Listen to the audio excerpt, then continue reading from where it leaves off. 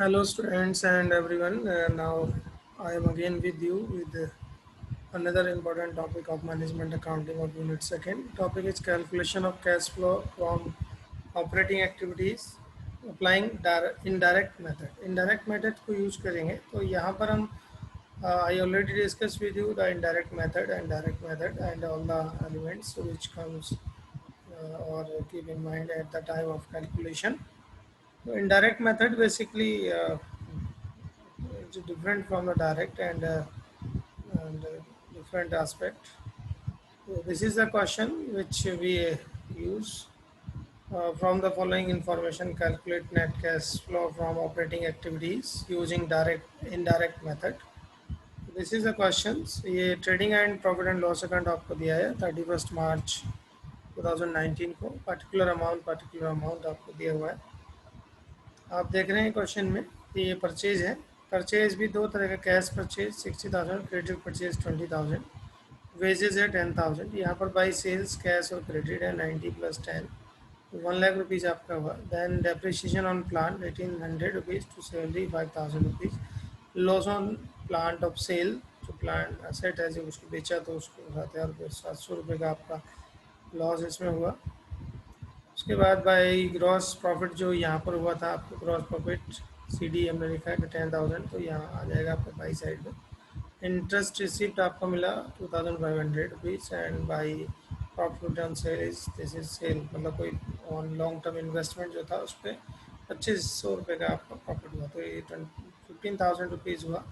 यहाँ पर फिर हमने देखा कि नेट प्रॉफिट जो है वो आपको 7,500 रुपीज़ का हो गया। तो all credits sales and purchase were made during the last quarter. आप देखें यहाँ लिखा है आपके लिए क्वेश्चन में कि जो भी क्रेडिट परचेज और सेल हुई है वो लास्ट क्वार्टर में हुई है, और therefore no cash paid to the creditors और creditors and collect from the debtors. इसके अलावा कोई भी कैश क्रेडिटर्स को पेड नहीं किया गया, ना ही कोई कलेक्शन जो है डेटर्स के द्वारा किया गया है। ये फॉर्मेट है जो कि I already discuss with you. Format for calculation of net cash flow from operating activities in direct method as you see in the slide. So first of all you just write net profit from tax, then add non cash और non operating charges। आप देखेंगे उनको, तो यहाँ पे हम लिख देंगे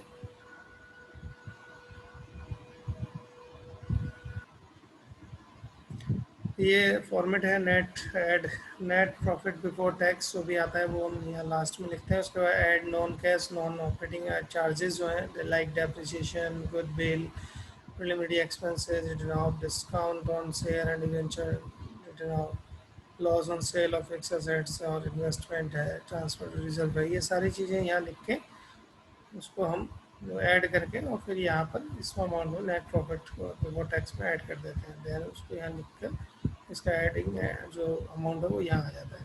उसके बाद लेस नॉन कैश और नॉन ऑपरेटिंग आइटम जो भी होते हैं उनको हम लेस कर देते हैं, जैसे कि profit on cell of fix assets और इन्वेस्टमेंट, जो भी प्रॉफिट हुआ है वो यहाँ आ जाएगा। इंटरेस्ट रिसीव्ड है तो वो यहाँ आ जाएगा, डिविडेंड रिसीव्ड है तो वो यहाँ आ जाएगा। इनको लेस करके यहाँ से जो अमाउंट आएगा उसमें से इसको लेस करेंगे, तो जो अमाउंट लेस करके आएगा उसको कहते हैं operating profit before working capital changes. Working capital changes से पहले जो प्रॉफिट है वो आपको मिल जाता है। Add decrease in current assets और increase in current liabilities. Decrease और इंक्रीज अगर होता है, डिक्रीज इन करंट असेट्स होता है या इंक्रीज इन करंट लाइबिलिटीज, तो यहाँ पर ऐड हो जाता है। फिर इसको इस अमाउंट में ऐड करके यहाँ पर लिख देते हैं। फिर less increase in current assets, यहाँ पर इसका रिवर्स होगा ऊपर वाले का, तो less increase in current assets और डिक्रीज इन करंट लाइबिलिटीज, इनको भी ऐड करके यहाँ पर ले देंगे। तो this is the cash generated from operating activities. जो कैश जनरेट हुआ वो आ जाएगा। ऐड उसमें से फिर लेस इनकम टैक्स पेड अगर क्वेश्चन में दिया है तो करेंगे, नहीं दिया है तो डायरेक्टली हम net cash flow from operating activities दिखा देते हैं। तो इस टाइप का जो फॉर्मेट है हम उसको यूज़ करते हैं। तो दिस इज़ अ सॉल्यूशन। अगर हम देखें तो ये क्वेश्चन का सॉल्यूशन है। सबसे पहले क्वेश्चन में नेट प्रॉफिट बिफोर टैक्स दिया था 7,500 रुपीज़ आपको, फिर ऐड किया हमने नॉन कैश आइटम या नॉन ऑपरेटिंग चार्जेज हैं, तो इसमें केवल डेप्रिसिएशन ऑन प्लांट है 1,800 रुपीज़ और loss on sale of plant है आपका 700। इनको दोनों को प्लस करके आपने हमने जो है 2500 रुपीज़ लिखा, तो 7000 plus 500 plus 2500 is 10,000 rupees. Than less non cash और नॉन ऑपरेटिंग क्रेडिट्स अगर आपके होते हैं तो वो लेस हो जाएंगे, जैसे कि इंटरेस्ट रिसीव पीएल के क्रेडिट साइड में, profit on cell on long term investment PL के क्रेडिट साइड में आपको मिलेगा। इन दोनों को प्लस किया तो 5000 रुपीज़, तो 10,000 माइनस 5000 इट इज़ 5000 रुपीज़ आपको मिल जाएगा। तो it is the operating profit before working capital changes. Then add increase in current assets, तो नहीं है यहाँ पे डिक्रीज इन करंट एसेट्स है नहीं क्वेश्चन में, तो इंक्रीज इन करंट लाइबिलिटीज़ है वो हमने देखा। तो ये इंक्रीज हुआ liabilities due to the credit purchase, purchase हमने किया तो इंक्रीज इन लाइबिलिटीज़ आपके परचेज हो गए, तो 20,000 रुपीज़ आपका ऐड हो जाएगा। कुल मिला के 25,000 ये बना, 5,000 plus 20,000 25,000। Less increase in current assets, यहाँ पर देख रहे हैं तो increase in current assets due to credit sales, credit sales होने के कारण डेटर्स आपके जो है इंक्रीज हो जाएंगे। तो ये 10,000 है आपका, और प्लस ये किया तो लेस किया 25,000 10,000 is 15,000। 15,000 is a net cash flow from operating activities because there is a no income tax. So this is the complete solution as you see here. So the question is this: from the following information, calculate net operating cash flow from operating activities using or applying that indirect method. Question ये है आपका, cash purchase है आपका, cash purchase, credit purchase, sales cash और credit जो हमने use किया है, वेजेस भी आपको दिया हुआ है, then other things, then depreciation है आपका, सैलरी है और अदर थिंग्स।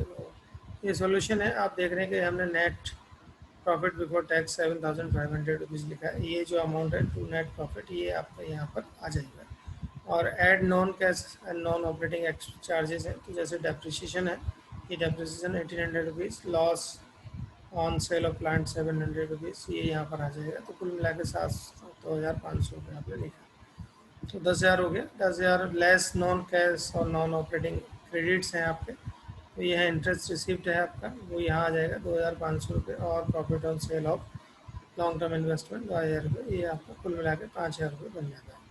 तो operating profit before working capital change है 5,000। Add increase in current assets, अब करंट एसेट्स की बात करें तो यहाँ डायरेक्टली कुछ नहीं दिया है।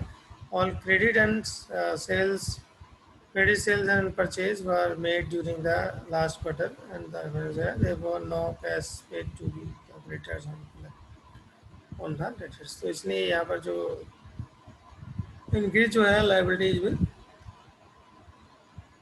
वो due to credit purchase, credit purchase होने के कारण हमने परचेज किया है, ये 20,000 रुपये का जो क्रेडिट परचेज है, ये इंक्रीज इन करंट लाइबिलिटीज बन जाता है। तो ये कुल मिला के 25,000 रुपये। फिर लेस कर दिया इंक्रीज इन करंट एसेट्स, तो एसेट्स में बिकॉज सेल्स है आपकी, सेल्स क्रेडिट है 10,000 रुपये की, इसलिए ये असेट्स आपकी बढ़ेंगे, तो कुल मिला के 15,000 रुपये। Net cash flow from operating activities आता है, क्योंकि यहाँ पर there is no income tax, तो नेट जनरेटिंग और ये सब लिखने की ज़रूरत यहाँ पर नहीं पड़ेगी। एक क्वेश्चन ये हुआ आपका। दूसरा क्वेश्चन, फिर हम एक और क्वेश्चन इसमें लेते हैं। This is a second question, and from the following information calculate the cash flow from operating activities by applying the indirect method. Direct की जगह इनडायरेक्ट मेथड आप इसको देखें, तो थोड़ा ये मिस्टेक हो गया है यहाँ पर, ये इनडायरेक्ट मेथड है, डायरेक्ट नहीं है। प्रॉफिट एंड लॉस अकाउंट आपको दिया है, कॉस्ट ऑफ गुड्स सोल्ड 1,00,000 रुपये, पहला क्वेश्चन के बेस पर ही हमने इसको बनाया है। कॉस्ट, ग्रॉस प्रॉफिट और ये सब सेल्स वगैरह है, ये सब डिटेल आपको दी गई है। डेटर्स हैं, बिल्स रिसीवेबल हैं, ओपनिंग क्लोजिंग है, इसके क्रेडिटर्स की ओपनिंग क्लोजिंग है, स्टॉक की क्लोजिंग ओपनिंग है, ऑपरेशनल का ओपनिंग क्लोजिंग है, प्रीपेड इंश्योरेंस की ओपनिंग क्लोजिंग है। तो इस तरीके से कई सारी चीज़ें इसमें आती हैं। तो ये इसका सॉल्यूशन है, calculation of net cash flow from operating activities using indirect method. तो यहाँ सबसे पहले नेट प्रॉफिट बिफोर टैक्स है, ये आप देख रहे हैं, ये नेट प्रॉफिट है 25,000 रुपये का, ये हमने यहाँ लिखा 25,000 रुपये। फिर ऐड किया non cash non operating items जो हैं, जो भी है, जैसे कि यहाँ पर केवल नॉन कैश नॉन ऑपरेटिंग जो है वो डेप्रिसिएशन है, वो हमने लिख दिया 10,000 रुपये। इसको ऐड करके 35,000 रुपये होगा। फिर non cash non operating credits यहाँ पर कोई नहीं है क्वेश्चन में, तो हमने नहीं लिखा, नील दिखाया है। तो अगर आप फॉर्मेट को यूज़ करेंगे तो ज़्यादा अच्छा होता है, इसलिए हम पूरा फॉर्मेट यूज़ करें। तो नहीं है तो नील दिखा देंगे, है तो उसको फिर हम अमाउंट को ले लेते हैं। तो जो आया वो है आपका operating profit before working capital changes, it is 35,000। 35,000 रुपये आपका operating profit before working capital changes आपको मिलता है। ऐड, उसके बाद ऐड करना है डिक्रीज इन करंट एसेट्स। तो बिल्स रिसीवेबल है वो डिक्रीज हुए, आप देख रहे हैं 7,000 रुपये, फिर क्लोजिंग था 4,000, तो डिक्रीज हुआ 7,000 3,000। इंक्रीज इन करंट लाइबिलिटीज है, अंडरस्टैंडिंग सैलरी आप देख रहे हैं ये 2,000 से 3,000 रुपये इंक्रीज होगी अंडरस्टैंडिंग, तो ये आपकी करंट लाइबिलिटी इंक्रीज होगी। दोनों को प्लस कर दिया, 3 और एक 4,000 रुपये हो गया, तो 35,000 प्लस 4,000 39,000, 39,000 आपका बना। उसके बाद लेस किया, इसका रिवर्स है increase in current assets. Current assets debtors आप देखें तो आपके स्टार्टिंग में 18 थे, फिर 25 थे, तो 7,000 रुपये का इंक्रीज हुआ, increase in current assets. Stock में भी 25 का 20 जो है आपका 25 था स्टॉक, ये 25 था स्टार्ट, तो 20 था स्टार्टिंग में, लास्ट में 25 यानी कि इंक्रीज हुआ, तो ये आपका 5,000 रुपये का हुआ। फिर डिक्रीज इन करंट लाइबिलिटीज अगर देखें तो क्रेडिटर्स हैं, क्रेडिटर्स जो हैं आपके डिक्रीज हुई है 8,000 से घटकर 6,000 रुपये डिक्रीज हुआ है, तो ये यहाँ पर आ जाएगा 2,000 रुपये का डिफरेंस हुआ, 14,000 रुपये। 39,000 minus 14,000 is 25,000। So this is the net cash flow from operating activity because there is no income tax. So directly हम net cash flow from operating activity लिख लेते हैं। तो ये इनडायरेक्ट मेथड है जिसको हम यूज कर सकते हैं। तो ये in that particular session I discuss with you the two questions of applying in direct method or calculation of net cash flow from operating activities. If you have any queries, then ask me. Thank you for watching and